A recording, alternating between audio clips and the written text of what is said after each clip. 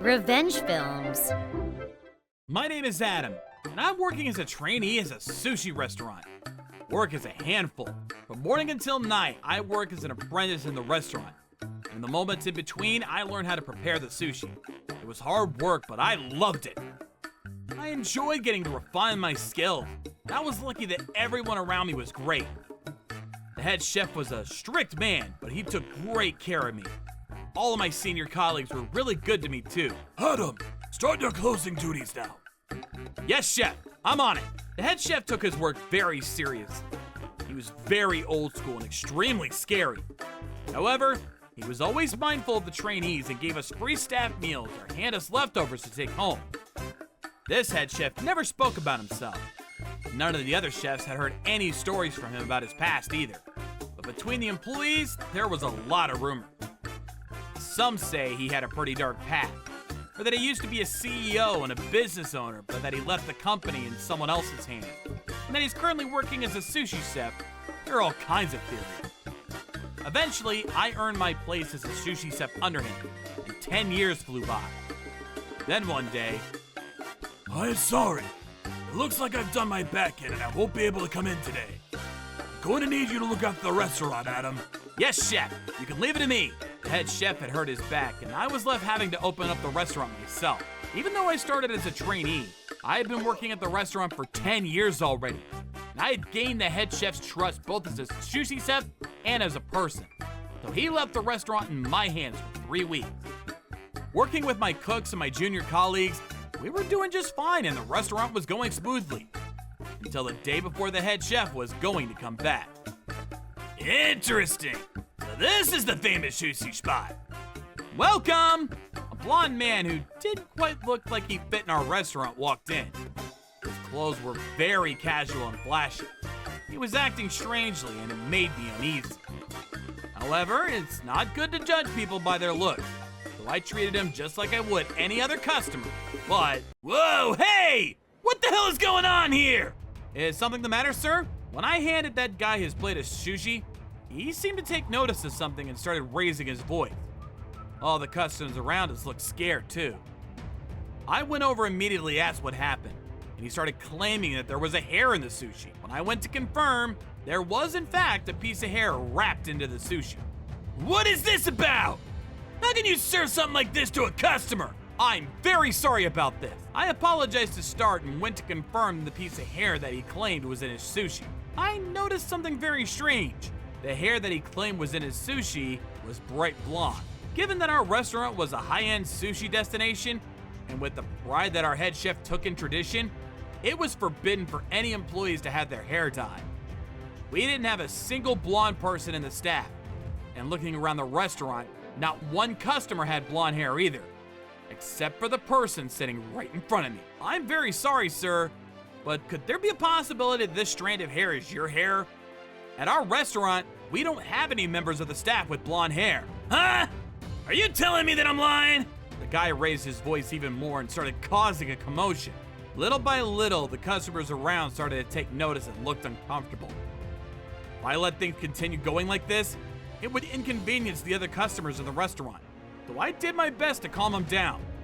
However, his actions only started to escalate from there. Sir, please, calm down. Calm down? That's enough already! I have friends in the gangs! If you're not gonna compensate me for this, I'm gonna ask those guys to head straight here! He tried to threaten me like that. Friends in the gangs. Is that the truth? Regardless, this was only going to bother the other customers at this rate, and I couldn't let our customers' impression or ratings go down. I didn't know what to do, so I asked the rowdy customers to wait one moment as I escaped to the back. Hey! Stop hiding like a little kid! Hurry up and show yourself! The guy was yelling loudly, but I did my best to ignore him as I picked up the phone and called a certain person. I'm very sorry to bother you. Is this Mr. Jefferson? Yo, Adam, what's the matter? The person I called was Mr. Jefferson, the head chef's good friend of many, many years. When I explained the current situation at the restaurant to him, he said he would head straight over and hung up the phone. Hey! How long you gonna make your customer wait? I'm very sorry. I apologized and I let the guy say whatever he wanted to say. His objective was to collect the compensation of damages from us. Because we served such an unsanitary thing to him, he demanded that we pay him $10,000. There was no way we were gonna pay that, or that we could pay that anyway. Not to mention that the hair was clearly his own. If I caved to a guy like this, the head chef would never forgive me, so I stood my ground. No matter what he said or what he might do, I didn't back down and continued to repeat, "Please, wait one moment." Come on, say something! The guy started to get irritated and began throwing cutlery and plates at me. At this point, all the customers had fled the restaurant, and all that was left inside were this guy and my employees. I didn't want to put anyone else in danger, so I told all my cooks and junior colleagues to go to the back room and stay there. You really pissed me off. I'm just gonna call my friend in the revenge gang now. All you had to do was pay up, and none of this would have happened. He stood up and kicked the restaurant chair. All I could do was pray that Mr. Jefferson would arrive soon, as I did my best to keep the man inside of the restaurant. About 15 minutes after I made the phone call, a black car stopped right outside of the restaurant. The person I had called had arrived, along with some of his henchmen. "Hey, you! Long time no see." What? What? Who the hell are you? With a huge grin on his face, Mr. Jefferson put his arm around the panicked guy and started talking. That's right, this Mr. Jefferson was an active gangster and was actually the chief of the revenge gang. If this guy actually did know somebody in the revenge gang, then there was no way that he wouldn't know who Mr. Jefferson was. That's when I knew this guy was spitting nonsense. "It's me! Don't you remember me? Been a while, hasn't it? And you know it's wrong to be causing trouble at a restaurant?" The moment the guy saw Mr. Jefferson and his henchmen, he must have quickly understood the situation he was in. Mr. Jefferson was grinning from ear to ear, but his eyes weren't smiling at all. And from under the sleeves of the henchmen that were standing behind Mr. Jefferson, you could see the tattoos down to their wrists. Seeing real gangsters in front of him, the guy looked like he was about to cry. He suddenly started apologizing and begging me for help. I'm sorry. I got carried away. "What are you saying now? Well, why don't we get going?" Help me! "What? But didn't you say that you know them? They came to pick you up, isn't that right?" No! He could barely get no out of his mouth with the tears in his eyes. Mr. Jefferson maintained the cold grin on his face as he dragged him out of the restaurant and put him in his black car.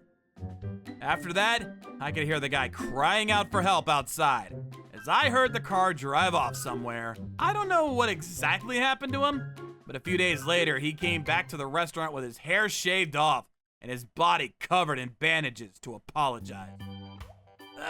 I'm very sorry for what I did. With tears in his eyes once again, he got down on his knees to apologize. He handed me the money to pay for everything that he ate as well as everything that he damaged. Who knows what they did to him? I can only imagine he saw his life flash before his eyes. As it turns out, he was a repeat scammer who was going around to a lot of high-end restaurants and using different tactics in order to force them to pay the cost of damages to him. I never would have imagined he would come to our restaurant, though. Thank you very much for your help the other day, Mr. Jefferson. Don't even mention it. It was nothing. Can't believe that's what happened while I was away. The head chef made a full recovery and came back to the restaurant shortly after. Today, to celebrate his return, the head chef and myself, along with Mr. Jefferson, were drinking at the restaurant after we closed. Mr. Jefferson had been coming to the restaurant since the days when I was still a trainee. As it turns out, the head chef used to be a gangster himself, and he and Mr. Jefferson were like brothers back in the day. Because Mr. Jefferson knew me since I was a young trainee, and he knew how much the head chef cared about me, he always looked after me as well. That's why he had given me his personal contact information in case anything were to happen. It really came in handy this time. Hey, yeah! Do you have any plans on opening your own place?